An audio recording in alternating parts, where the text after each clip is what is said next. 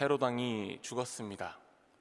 누군가에게는 그 연설이 신의 소리 같다 칭찬받는 왕이었지만 예루살렘 교회를 핍박하고 박해했던 그 헤롯이 죽음을 맞이했습니다.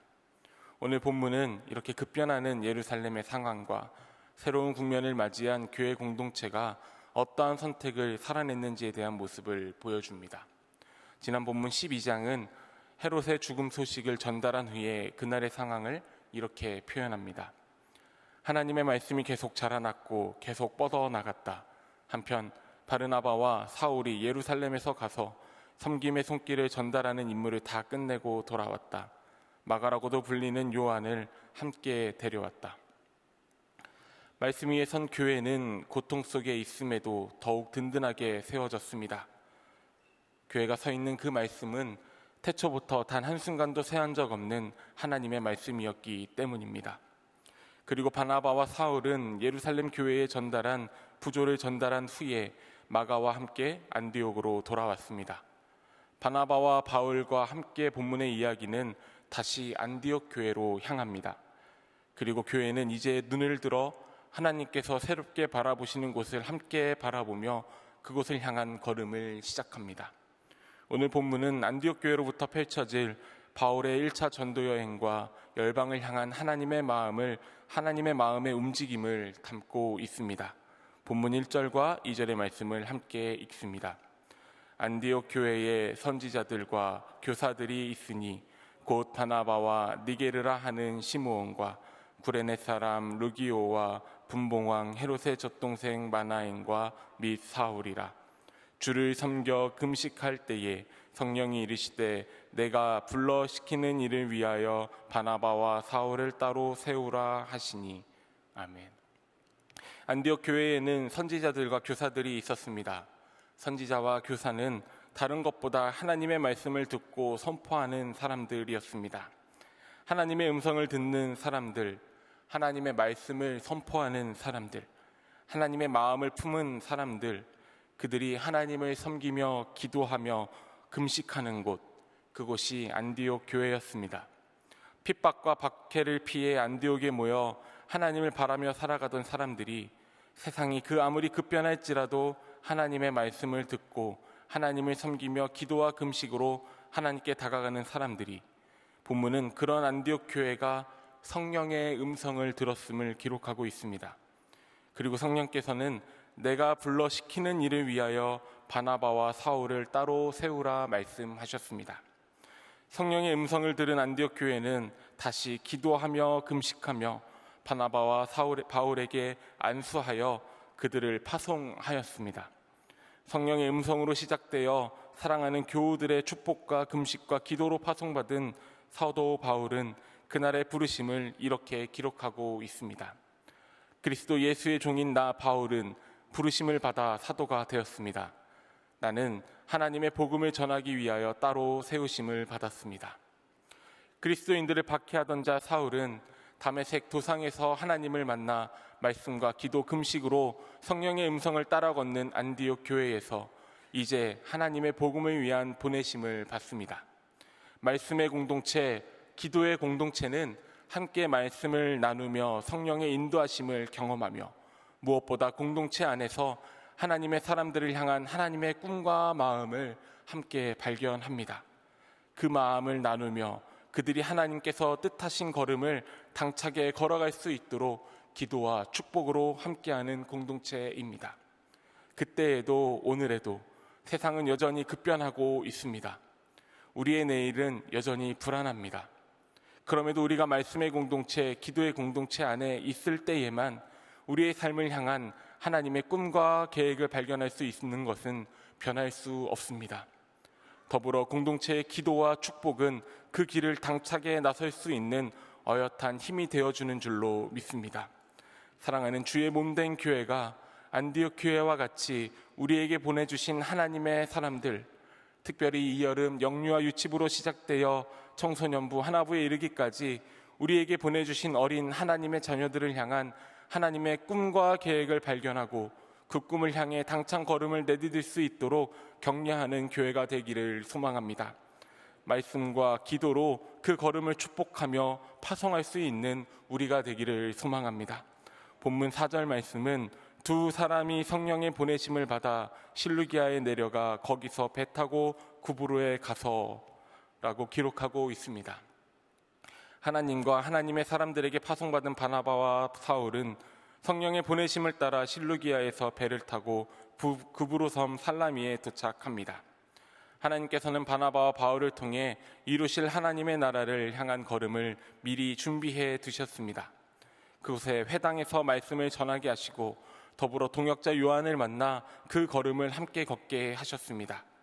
그들은 계속해서 복음을 위한 걸음을 이어나갔습니다. 본문은 당차게 걷는 이들이 바라보는 바보라는 구브로 섬 서쪽에 이르렀을 때에 맞이한 첫 번째 어려움을 기록하고 있습니다.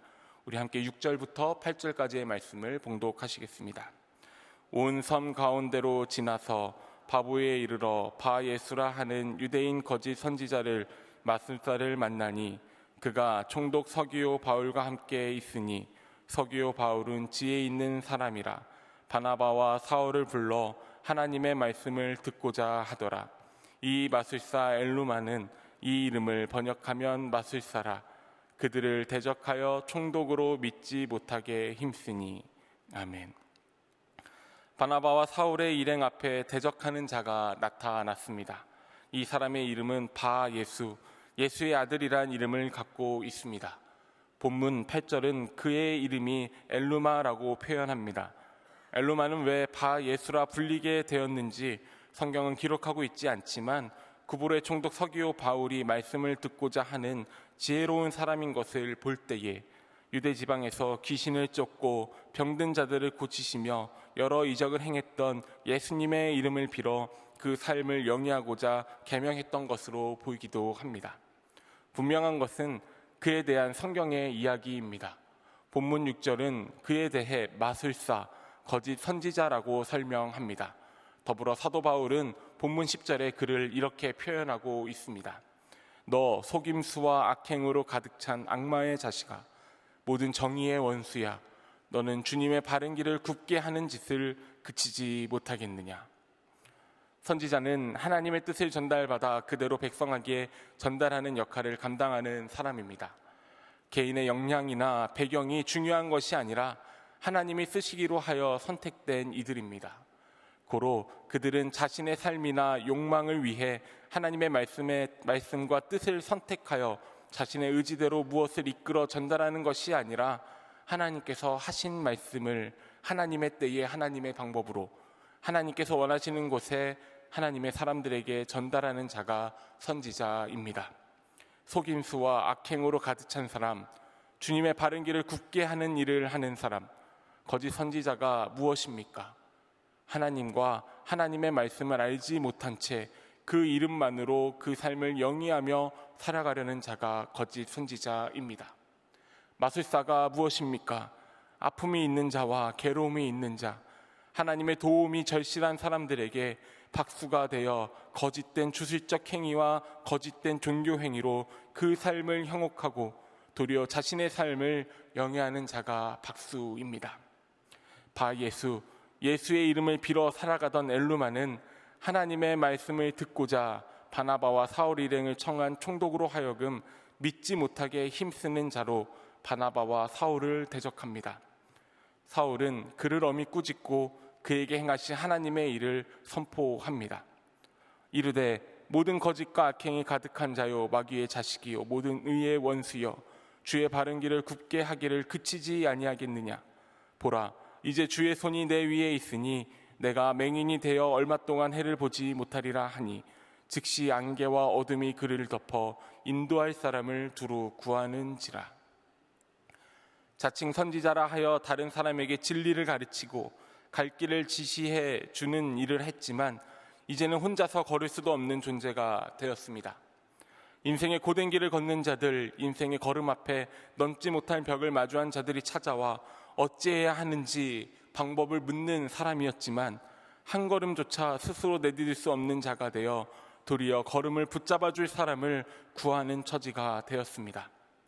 주의 바른 길을 굽게 하는 자, 주님의 길을 회방하는 자라 설명된 엘루마는 자신의 길조차 잃어버려 스스로 찾을 수 없는 불행을 마주합니다.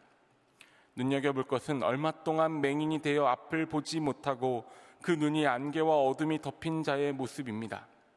교회를 핍박하기 위해 다메섹으로 향하던 사울의 모습과 많이 닮아 있습니다.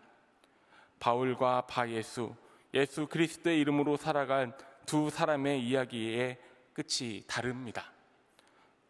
본문 9절, 바울은 자신을 이렇게 이야기합니다. 바울이라고 하는 사울이 성령이 충만하여 그를 주목하고. 예수의 이름으로 산다는 것은 무엇입니까? 예수님의 이름을 통해 내가 걷고자 하는 걸음을 편히 걷고, 내가 먹고 마시고자 하는 것을 더 많이 채우며, 내가 머물고자 하는 곳에서 더 높은 곳에 올라서 있는 것이 예수의 이름으로 사는 삶입니까? 오늘 본문의 바예수와 같이 예수의 이름을 빌어 내 삶을 영위하는 것이 예수의 이름으로 사는 삶입니까? 안디옥은 예루살렘 박해가 시작된 후 성도들이 박해를 피해간 곳입니다. 그리고 이곳에서 성도들은 처음으로 그리스도인이라 부름을 받았습니다. 박해를 피해 안디옥에 간 성도들이 스스로 그리스도인, 곧 그리스도에게 속한 사람이라고 말한 것이 아니라 안디옥에 거주하는 자들이 성도들의 행실을 보고 그리스도인이라 칭했습니다. 예수의 이름으로 사는 삶은 오늘 본문의 사도 바울과 같이 내게 맡겨주신 하나님의 뜻을 발견하며 그 뜻을 향해 걷는 걸음 속에 성령의 충만함을 구하며 하나님께서 내 삶을 통해 이루실 하나님의 나라를 향해 걷는 삶입니다. 오늘 성령의 충만함으로 알지 못하는 곳을 향해 당당한 걸음을 내딛고 그곳에서 여전히 함께 하시는 하나님의 말씀을 선포하며 살아내는 삶, 사울이 바울이라 불리는 곳에서의 삶이 예수의 이름으로 사는 삶입니다. 사랑하는 성도 여러분, 하나님께서 우리의 삶을 예수의 이름으로 사는 삶으로 부르신 줄로 믿습니다. 단순히 그리스도인으로 불리는 삶으로 내가 꿈꾸며 살아가고자 하는 삶을 영위하는 것이 아니라 바 예수의 삶을 넘어 내가 딛고 살아가는 나의 삶의 터전에서 내 삶의 걸음을 통해 하나님의 이름이 나타나지는 삶, 예수의 이름으로, 예수를 위한 이름으로 기억되는 삶을 살아가는 오늘 하루와 저와 여러분의 삶이 되기를 간절히 소망합니다.